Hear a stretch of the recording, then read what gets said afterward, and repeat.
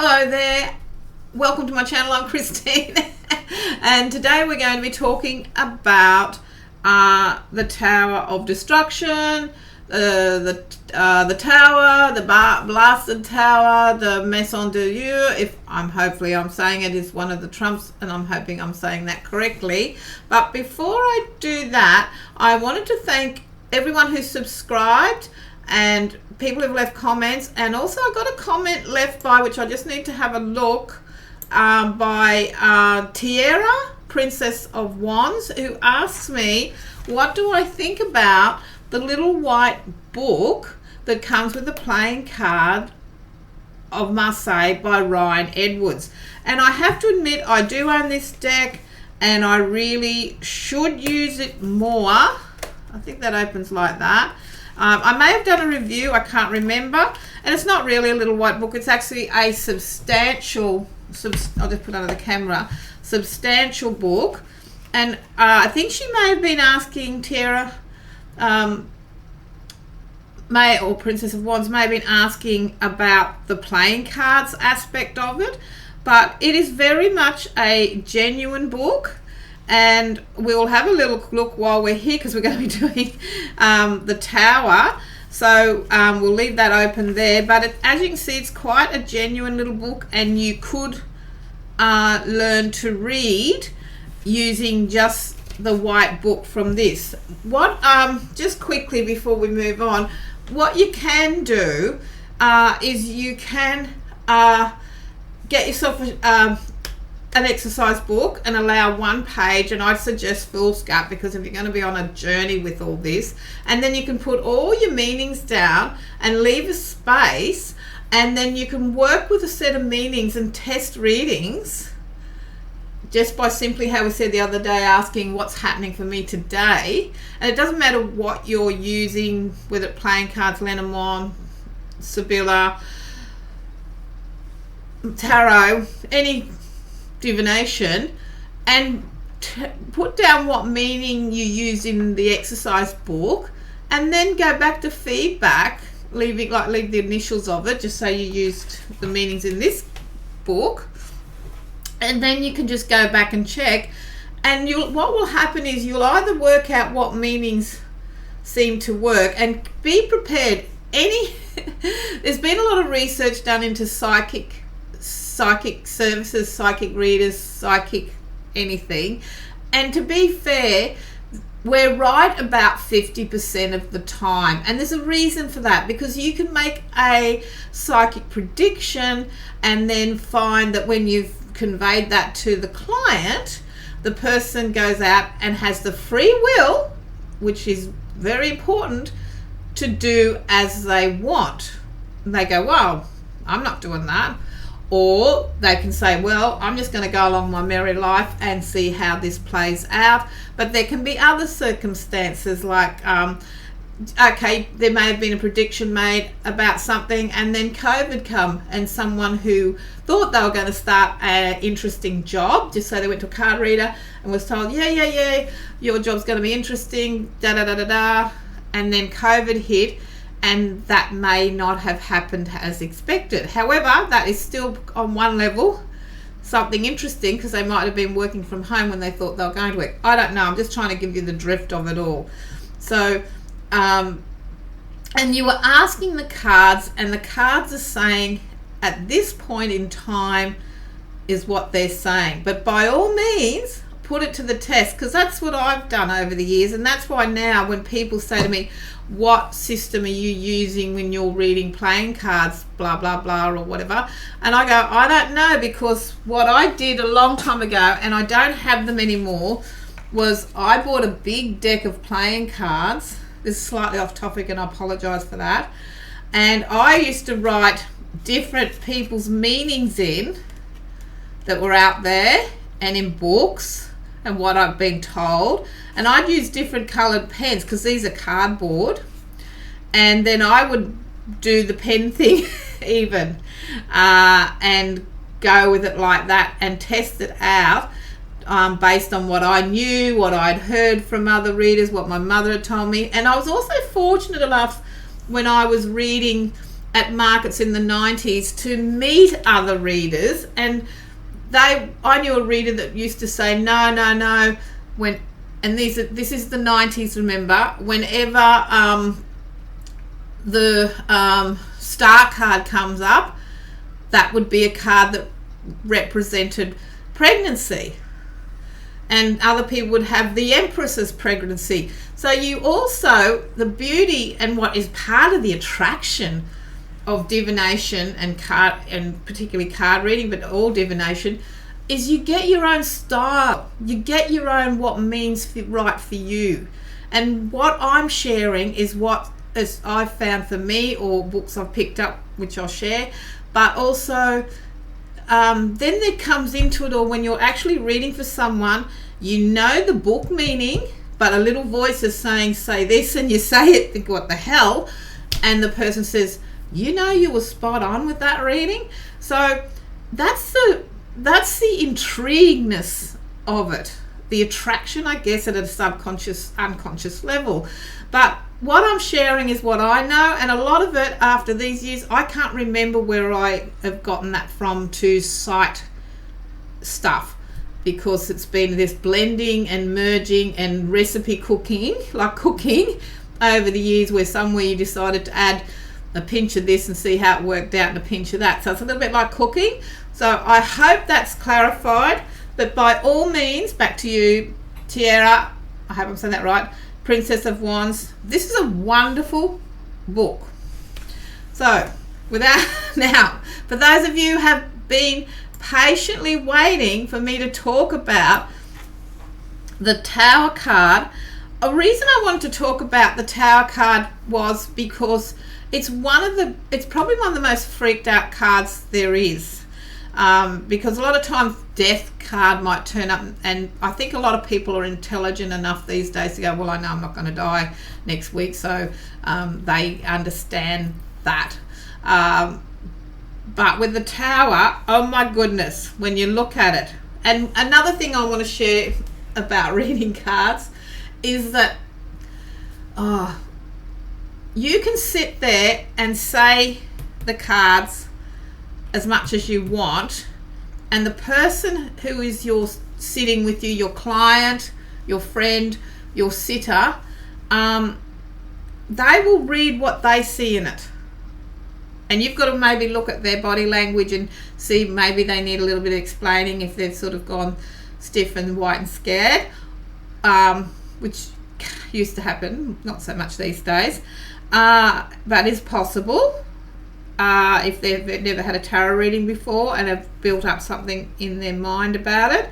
And so there's a lot of explaining to do and having a lot of respect for the sitter. But getting back to the sitter, they are actually the one in charge of the reading, because they are the one who will look at the image and make up their own mind about it. So you're not the almighty gifted psychic. It's the cards, and you're conveying how you see the cards as a message, but also the person is seeing the stuff and forming their own thing, like reading art in the art gallery. So having said that, this card elicits a lot of fear in people, as I said before, and it's card number 16 in numerology, which adds together a 7, which is like a sense of determination, but there's also, in my opinion, a sort of magical, out of the blue sort of thing. But when we look at this card, what do we see? We see, sorry, I'll get a pen. That'll do. We see the top of the Tower falling off. Now, that can be read, just quickly, sorry. Here's the Tower in the Rider-Waite-Smith, so they've used a crown, and that is a little bit of a crown. Then you've got the Tower in the Italian classic deck, and then just to show you the difference, because when I speak, this is the Tower in the Tarot Jacques Vidoe, and when you think of lightning, lightning hitting a tree, most of us know not to stand under a tree in a paddock because lightning hits trees. So that itself is scary alone to know that. So we're seeing hail, we're seeing lightning come out of nowhere, possible flames, possible lightning. We're seeing windows, not doors. We're seeing people falling to the land, but the land is yellow, simplifying new growth and possibly golden opportunity. And we see the people on the card, and they're probably saying, oh no, because they can feel the shock when the people see the card. The client sees the card. I've had people sit in front of me, the tower. No.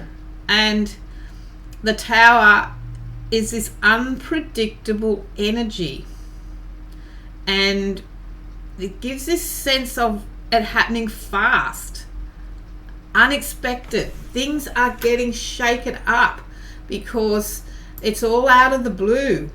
Because this card is feeling it might be too late to be careful because you're already nearly reaching the ground. Same here. So we have this stuff that we may not want to go near as people, as a sitter. I'm talking about the sitter now. So when someone sees this card, or even yourself, you may be doing a reading at home for your own reflection or any question you've asked the cards, and you're sort of there's a part of you that's wanting an answer or interested to see what the cards say, and this card turns up and you think, wow, I don't want to go there if that's the card that's turned up. And that's quite normal because this card comes along and it sort of challenges us at a conscious and an unconscious level of stuff that we all have that we may not want to go near, we may not want to look at. But this card comes along and it wants to blast it out, which made me think of that it was somewhere I've read that it's also called the blasted BLASTED tower, because it's getting blasted down. Hitting us like a bolt of lightning out of the blue. This cosmic wrecking ball is going to swing into our world and knock over something in our life, which is often, definitely, I think, extremely challenging at the time. And the time we are faced with that situation, we have very little or no choice but to deal with it, to face whatever it is that it's sort of representing, the change that it's bringing in our life, but to talk about it, because it is a wrecking ball, but it's also can be a breakthrough. It can be a wake-up call, being thrown out the window when you had no idea that this was coming. And you have to, as a reader, be able to think for yourself, if you're reading for yourself, or for if you're reading with a sitter, to be able to help the person ask, well, how do we prepare for this sudden change that can hit us from anywhere? How do we work through whatever changes and be able to bring them out in the open? And again, it doesn't have to be life-threatening. It could be just people, something happens, like something changes at work, something happens in your living arrangements. So a lot of people who come for readings do live in fear of this card. I speak from many years of experience of reading for people. So when this card turns up, we need to be prepared as the reader to be able to talk and listen and reflect, and often assist people to see that it could be a change or that brings an opportunity, or an opportunity to make change and to work with change. And the question is, how does this change work for the situation or the person concerned with it? Because it can be quite a shake up. But as I said, when we look at the cards, you've got the hail, you've got all the elements, you've got fire, earth, air and water, because that's the hail thing happening. And so there's a lot at play here with this energy.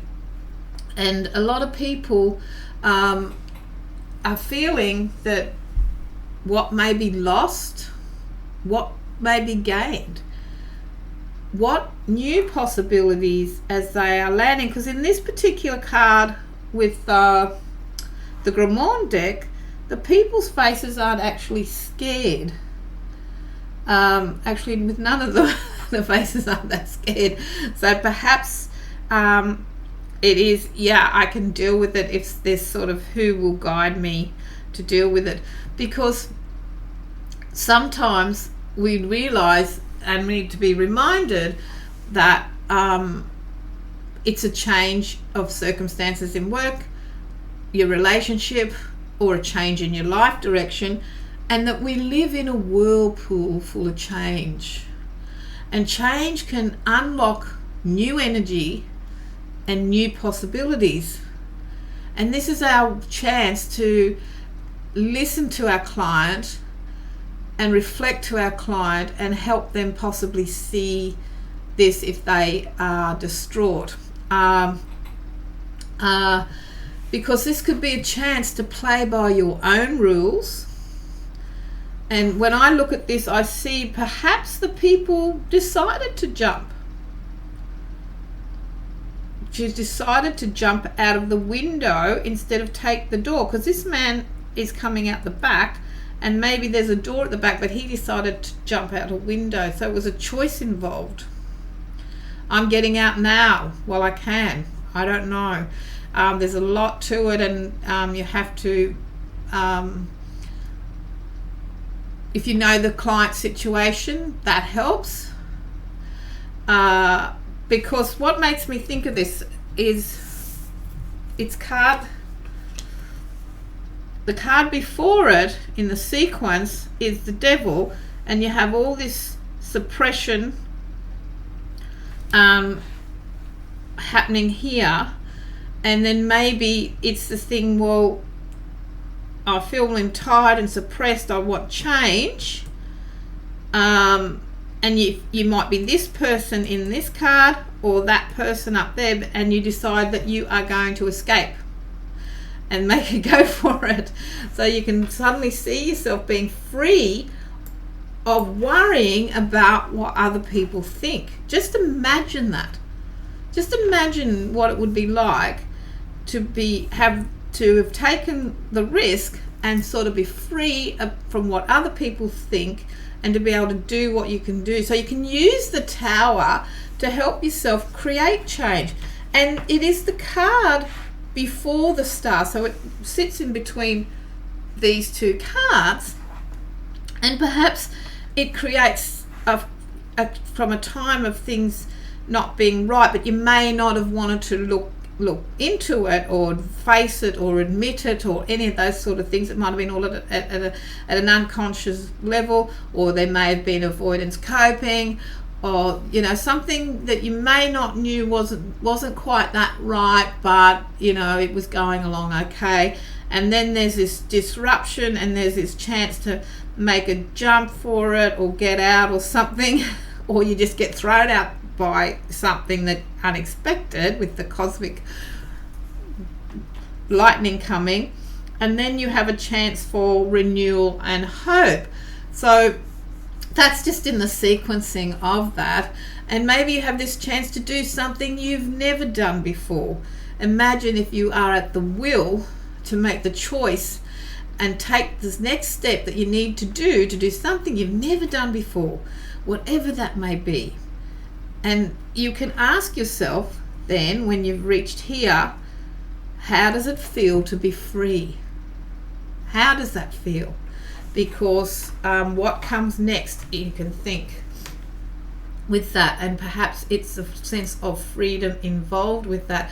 So you can call upon the energies of the tower and not be scared of it, and turn it around and look at it from a perspective that you can use the tower to help yourself create change, and call upon the powerful energies of the tower to bring to you change for the better, and to learn to deal with change and ride the waves of change, and to look for the gold that may come with it, because the tower can give us a chance to reorganize our life, to help us work through changes in our life, to plan, to have effective strategies so we have this soft landing.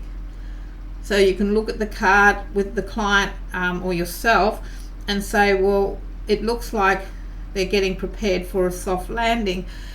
What would you need to do if a change was coming your way, and you could prepare for it and be ready for it, so you're better actually there's arms there, so I'd say better armed to deal with change that could be coming. And we all live with change constantly. We live in a whirlpool of change, actually, and you can plan effective strategies so as you get a softer landing from the tower, and also through that you discover hidden abilities, and you're able to resolve fear, and you can end up participating, which is what she is, participating in life instead of being its victim.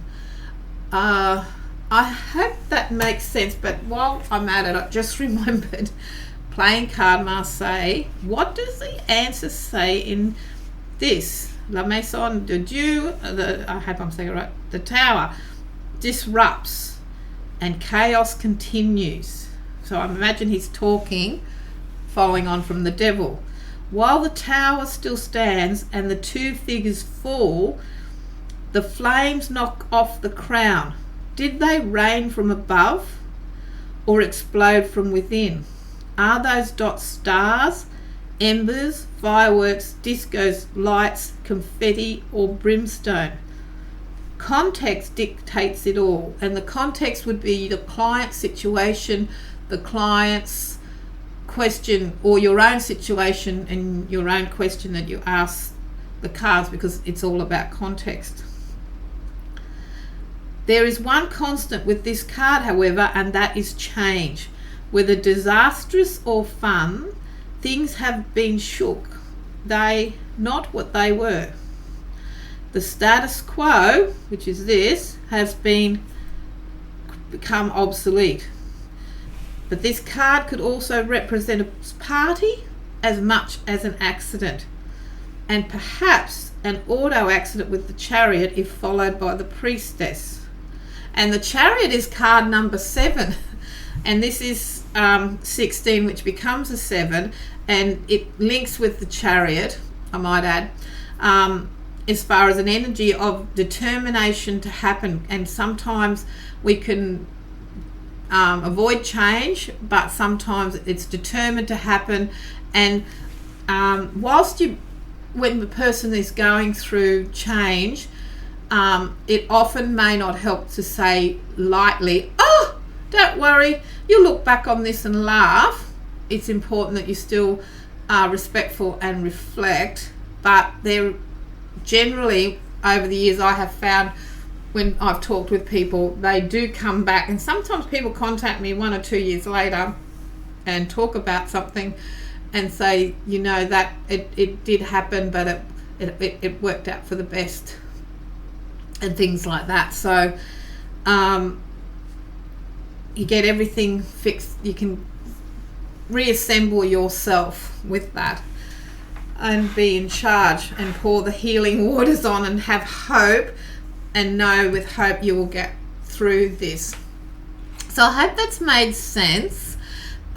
Please let me know what you think, and let me know what card you might like to see next, what we've talked about.